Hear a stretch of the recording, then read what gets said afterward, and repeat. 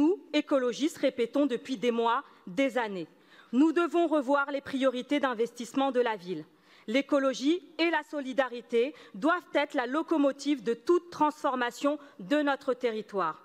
Chaque politique publique que nous menons doit être analysée au regard de ces enjeux et sans condition.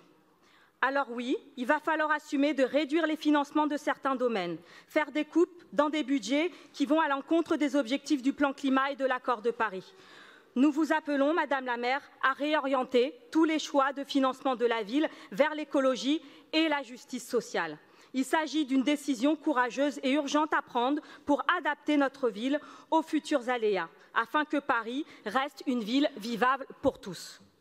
Paris ne peut continuer de supporter la charge de financement des Jeux olympiques et paralympiques, qui sont déjà un gouffre financier, en discorde total avec le respect des limites planétaires et l'urgence climatique. Madame la maire, il est temps de revoir les priorités de la mandature.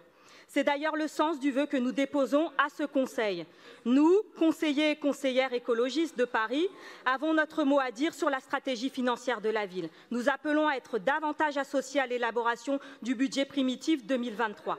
Il devient indispensable d'associer nos forces pour que les meilleures décisions soient prises. Mais prendre la mesure de l'urgence, c'est aussi ne pas abandonner la politique de gestion quotidienne de la ville. Que ce soit pour la propreté, pour la santé, pour les écoles ou pour les crèches, par exemple. Paris doit renforcer ses moyens opérationnels de fonctionnement. La situation RH est très tendue dans de nombreux secteurs. Cela fait des années que nous avons pris la mesure des risques qui pèsent sur la ville et sur ses habitants. Le danger vient de celles et ceux qui crient au scandale quand on demande d'interdire le chauffage des terrasses, par exemple, qui espèrent que l'on pourra s'en sortir avec quelques climatiseurs dans les salles de classe, ou qui s'insurgent contre la décarbonisation de la mobilité de la ville. Nous nous inscrivons en totale opposition avec ces visions d'un autre temps. L'heure est à la sobriété, à l'adaptation, à la solidarité pour les plus fragiles.